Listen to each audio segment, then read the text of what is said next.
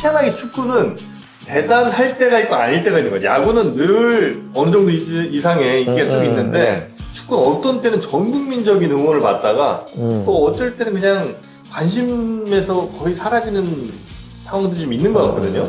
이게 뭐 시즌의 차이입니까? 아니면 뭐 어떤 기반의 차이가 좀 이렇게 있는 겁니까?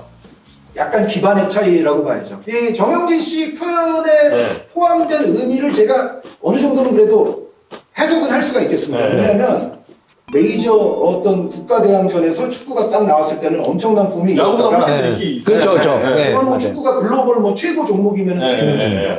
이제 그런 게 좀 꺼지고 나면 이제 국내 프로 축구만 남는다든가 이런 시기에는 조금은 이제 그 열기가 사그라드는 면이 없지 않아 있어요. 네, 맞아요. 그래서 그런 어떤 정영진 씨 말에 일부 진리가 포함이 돼 있는데 그런 이유의 가장 큰 대목은 역시 아까 제가 처음에 그 할렐루야 뭐 이런 프로축구 우리 초창기 네, 때부터 네. 말씀드렸던 야구에 비하면 축구가 어떤 프로 스포츠로서 잘 성장할 수 있는 바탕이 조금 안 된 상태에서 출발을 했다. 야. 출발점 자체가. 그러니까 예를 들어 예전에 야구하면 프로 출범하기 이전에도 예를 들어 경남고와 경북고의 대결, 아, 대단했죠. 군산선고와 솔림선고의 대결. 아, 대단했어요, 대단. 이거는 지금 프로야구보다 인기가 더 있었다고 봐야 되는. 사실상 그 당시 고교야구 그런 매치업의 인기는 거의 요즘 기준으로 따지면 제 생각에 시청률 한 70%는 나오지 않았을까. 네, 맞아요. 그러니까 얼마나 그때 이제 야구, 그 고교야구가 굉장히 큰 콘텐츠였는가를 우리가 알 수 있는데 프로야구는 기본적으로 그 바탕 위에서 출발을 했어요. 그렇죠, 그렇죠. 그 바탕 위에서 출발한 반면 약간 안타깝게도 프로축구는 아까도 말씀드렸던 대로 그 정도의 어떤 지역적 연고의식 이런 걸 품에 안고서 출발한 종목이 아니었어요. 네. 그러다 보니까 어떻게 보면 이제 90년대 한 중반부터 유럽 축구에 좀 영향도 많이 받으면서 우리가 이제 연고지 팀을 응원해보자. 네. 뭐 이런 이제 열기가 좀 80년대보다는 높아지긴 했지만 네. 출발점 자체가 너무 늦었던 거죠. 아, 그러네요, 진짜. 혹시 그런 건 아닙니까? 사실 사회인 야구보다는 주말에 하는 그 무슨 축구라고 그러죠? 왜 동네 아저씨들 이렇게 모여서 하는 축구 있잖아요. 조기 축구. 조기 축구. 예. 아, 그런 것도 물로 하는 거야? 아, 그게 훨씬 더 아마 저변이 넓은 것 같은데. 왜냐면 동네마다 다 있으시니까. 그렇죠, 그렇죠. 그래서 혹시 축구는 그냥 굳이 안 봐도 우리가 그냥 가서 하면 되는데 야구는 오히려 하기가 생각보다 팀 꾸려서 이렇게 막 경기하고 이러기 쉽지 않으니까 그래서 TV로 더 많이 보고 축구는 그냥 그냥 우리끼리 하자 뭐 이래서 그런 뭐 TV나 이런 데서 보는 게 좀 덜한 거 이런 건 아닙니까? 네. 이 이유가 저는 약간 있다고 봐요, 저도. 아 그래요? 네, 그러니까 오. 여러 가지 종합적인 많은 네. 이유들이 있겠지만 그 중에 작은 부분 중에 하나는 네. 직접 하는 거를 의외로 좀 덜 보는 경향이 있기는 해요. 아. 뭐 내가 하는데, 그리고 내가 땀 흘려서 하는데, 그리고 어떻게 보면 주말에 예를 들어 프로축구를 가야 될 시간에 다른 곳에서 또 동호인들끼리 조기축구를 할 수도 있거든요. 네네네. 그런 게 저는 저변이 야구보다 일상생활 속에서 축구가 훨씬 넓은 것이 오히려 약간의 그 마이너스 요인도 될 수 있다. 그게 물론 모든 요인은 아니지만. 네. 아 다행입니다. 어떻게 이렇게 소 뒷발에 뭐 쥐를 잡는 거나요? 이런 경우도 있군요, 살다 보니까. 말수 확 줄어드는 질문을 좀 바로 하겠습니다. 아, 그래, 네. 뭐가 있지? 요즘 우리 스포츠계 어마어마한 학풍 논란 알고 계시죠? 아, 있죠. 뭐 예. 축구계뿐만 아니라 뭐 네. 배구계, 뭐 네, 뭐, 입니다. 그렇죠. 지금 정영진 씨 말씀대로 정말 종목을 불문하고 지금 네. 많은 일들이 불거져 나오잖아요. 그런데 저는 이런 것들이 네. 우리나라의 이제 다른 분야도 사실 뭐 유사합니다만 네. 전체적인 어떤 우리 스포츠계가 여태까지 안고 왔던 시스템이라든가 문화의 문제다. 예를 들어 뭐 간단히 말씀드리면 이런 겁니다. 성적지상주의, 네. 우승지상주의, 네. 진학지상주의, 아. 메달지상주의 이런 게 밑바탕을 형성하면서 그 위에 뭔가 스포츠를 우리가 쌓아왔어요. 계속. 네. 아니면 심지어 국가지상주의. 이런 부분들이 사실은 지금 나오고 있는 스포츠계의 많은 문제들의 근본에 놓여져 있다. 그러니까 예를 들어 이런 거예요. 잘하는 선수가 있는데 이 잘하는 선수가 어떻게 보면 그 팀 전체의 성적을 좀 끌어줄 수가 있잖아요. 네. 그 팀이 성적이 좋아야 우리 아이가 진학하는데 유리해져요. 맞아요. 그러면 이 에이스급에 해당하는 선수가 예를 들어서 그 운동부 안에서 무슨 일을 해도 용인이 용인이 되는구나. 돼요. 그러니까 예를 들어 억울한 일을 당한 뭐 아이의 학부모가 있어도 제가 잘해야 우리 애도 대학 가지. 제가 잘해야 우리 애도 좋은 고등학교 가지. 네. 예, 또 좋은 고등학교 가고 또 좋은 대학교 계속 가야 우리 애가 나중에 메달 따지. 뭐 이제 이런 게 되다 보니까 무엇을 해도 용인이 된다. 지도자들의 폭행 이런 것도 많이 예, 있었죠. 그렇죠. 중고로.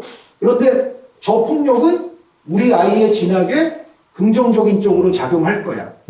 라고 심지어 학부모들까지 그렇게 생각을 해버리면 이거는 어떻게 그들만의 리그 그 안에서의 사회가 우리의 상식에 어긋나고 통념에 어긋나고 삐뚤어진 방향으로 갈 수밖에 없는 건데 네. 이 세월이 매우 길었어요 우리가.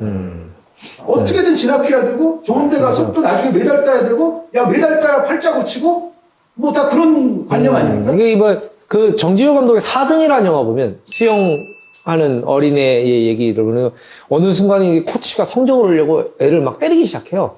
때리기 시작하는데 그걸 엄마가 어느 순간 알게 돼요. 근데 그걸 알면 학부모가 선생님 왜 우리 애 때려요? 야 딴 데 가자! 이래야 되는데 묵인을 합니다. 성적을 올리려면 이렇게 해야 된다. 그러니까 사실은 이거는 뭐 체육계뿐만 아니고 사실 학부모들도 일정 책임이 있다. 이렇게 볼 수도 있는 것 같아요. 그러니까 전체적인 문화와 시스템이 어려서부터 아이들이 운동부 내에서 정말로 좋지 않은 것들을 많이 경험하고 또 그런 것이 이른바 이제 체화가 되는 네. 그런 부분들이 너무도 우리 사회에 만연하게 지금까지 흘러왔었어요. 근데 요즘은 그런 것들이 가감없이 어떻게 보면 좀 맞아요. 공개가 되고, 맞아요. 그래서 비난받아야 될 사람들은 또 비난을 받고, 이런 거를 우리가 고쳐야 되겠다는 이런 부분들이 공론화가 지금은 많이 됐잖아요. 네. 여기에 이제 관련 이제 정부 부처라든가 이런 데서도 조금 더 이제 드라이브를 걸어서, 네. 사실은 차제에는 우리 스포츠에서 이런 불미스러운 일들이 점차 사라질 수 있도록 지금부터라도 우리가 정말 노력을 경주해야 되는 시기입니다. 네네. 축구 해설을 잘하는 사람이 있습니까? 그러니까 우리가 그냥 보면 어떤 분은 좀 더 뭐 전술이라든지 아니면 뭐 선수에 대한 얘기 더 많이 하시는 분도 있는 것 같고 네.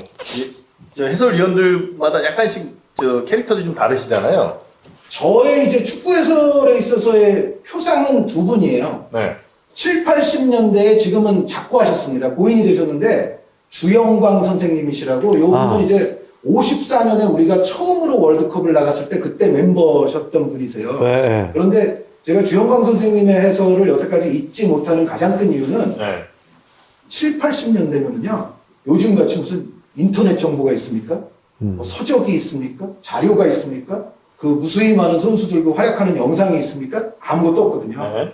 그 상황에서 MBC가 예전에 소독 분데스리가라는 축구 방송을 밤 11시부터 한 11시 45분, 한 11시 50분, 요때 이제 언제 했던 건지도 모르는 경기를 녹화로 보여줬던 것이 아주 축약된 녹화였죠. 90분도 아니고 한 경기 실제 시간은 한 40여 분 정도밖에 안 되는데, 당시에는 비디오 테이프를 비행기로 공수를 해와서 이제 했던 소독 분데스리가 중계가 제가 알기로는 대한민국 방송사상 최초의 유럽 축구 중계였어요. 근데 그 방송에서 주영광 해설위원님의 해설을 제가 어렸을 때 들었을 적에 너무 뛰어났어요. 해설이. 예, 그러니까 저는 사실은 그분에게 굉장히 많은 영향을 받았는데 그 선수들의 어떤 성향 같은 걸 말씀해 주시는 게 네. 정말 지금 생각해도 대단함이 느껴지는 것이 예를 들어 이런 거예요. 저 선수는 뭐 독일 선수들이 보통 뭐 강인하고 뭐 이제 피지컬을 앞세우고 하지만 저 선수는 약간 독일스럽지 않게 굉장히 창의적이고 기술이 좋은 선수입니다. 야, 그거를 그 당시에는 파악하기 정말 힘들었을 텐데요. 바로 그겁니다. 어. 바로 그겁니다. 그리고 저 선수는 크로스, 당시에는 이제 센터링이라는 표현을 많이 썼지만 센터링 능력이 아주 좋은, 오른발이 아주 좋은 측면 수비수입니다. 이런 거를 정말 설명을 잘 해주셨고 아직도 그때 중계나 그때 뛰던 선수들을 많이 기억하고 있거든요. 네, 주영광 선생님은 그래서 정말 정보 하나도 없고 선수 이름도 잘 모르던 시대에 양질의 해설을 해주셨다. 저는 굉장히 존경스럽고요. 그리고 이제 그 다음으로는 아까 성함이 나왔던 이용수 교수님이 있어요. 네, 이용수 교수님이 뭐 비단 제 KBS 뭐 사수라고 해서 제가 좋아하는 게 아니라 이분의 해설을 좋아하는 저의 가장 큰 이유는 이분은 방송에서 무엇을 내가 해서 떠야 될까를 생각하시기 이전에 어떤 것부터 내가 안 해야 되는지를 생각하시면 돼요.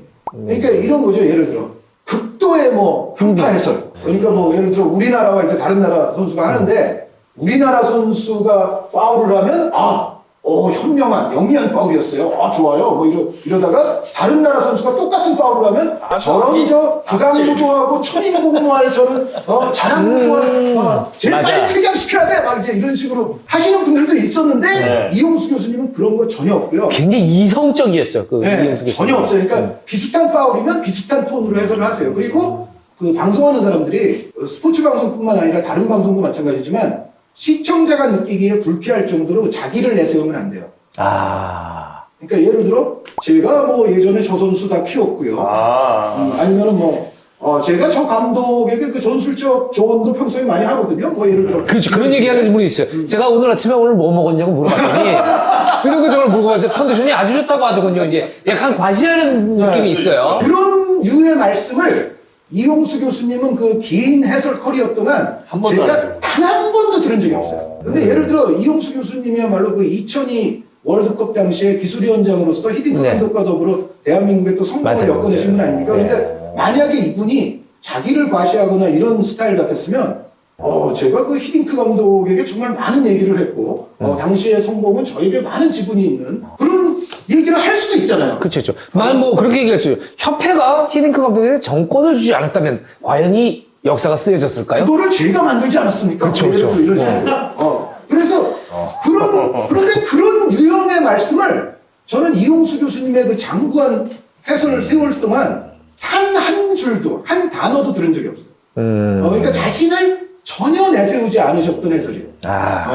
그리고 여러 가지 뭐 다른 부분도 말씀드릴 수가 있겠습니다만 아까 처음에 말씀드렸던 내가 무엇을 해서 뜰까를 생각하기 이전에 내가 무엇부터 안 해야만 할 것이고 그것을 실제로 하지 않는 것.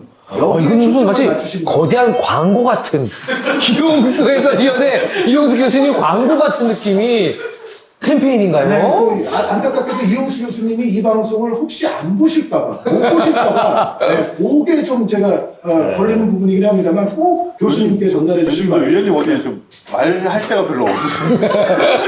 이렇게 좀 말 양이 늘으셨어요. 약간 적게 하고 있는 거죠, 제가 지금. 그래서? 평소에 100이라고 한다면 너무 지금 한 80? 한 83? 뭐, 요 정도 제가. 저도 지금 웬만하면 제가 치고 들어가려고 하는데 계속 그러는데 그러니까 약간 피로감이 느껴진다. 방송 녹화를 하는데. 네. 한준희 해설위원님을 모신 이 시리즈. 시즌 1 같아요, 마치. 저같이 지치신 분들 아마 이 말씀을 계속 듣기가 여러분도 아마 쉽지 않으실 겁니다. 이럴 때는요 차라리 책으로 보세요. 바로 우리 프리미어리그 역사와 전술의 모든 것이라는 부제가 달린 더 믹서. 마이클 콕스라는 분이 지으셨고 우리 한준희 해설위원님이 감수를 하셨군요.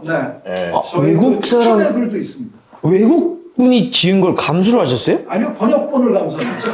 그렇죠. 깜짝 놀랐어요. 번역자가 제대로 했나. 그렇구나. 많이 붙이기도 하죠. 예. 믹서라는 책의 가장 큰 장점은 혹시 한 문장으로 가능하겠습니까? 한 문장. 프리미어리그 25년 전술사를 일별할 수 있다. 아주 중요한 국면들만 엑기스를. 마지막 순간에 전문가다운 면모를 해주시는 안준희 해설위원님. 한 번은 나오네요. 올해 녹화 때니까 한 번은 나오네요. 한준희 의원님 이제 곧 EBS 클래스 2에서 이제 뵐 수 있을 것 같은데. 저는 편의점에만 오고 싶어요. 저는 고급 레스토랑보다는 편의점 스타일. 저희도 생각해주셔야죠. 저희 생각도 해주셔야죠. 아니 정영진 선생님이 그 클래스 2로 이제 진급하시고 제가요? 저는 편의점에 머무르고 싶어요.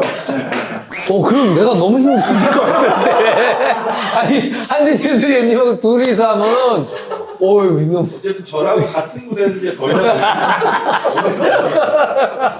오늘 너무 즐겁고 네. 행복한 시간이었고요. EBS 클래스 2에서 멋진 또 강연을 저희가 네. 기다리도록 하겠습니다. 오늘 함께해 주신 해설 원탑 한준희 해설위원님 오늘 대단히 고맙습니다. 감사합니다. 네, 고맙습니다.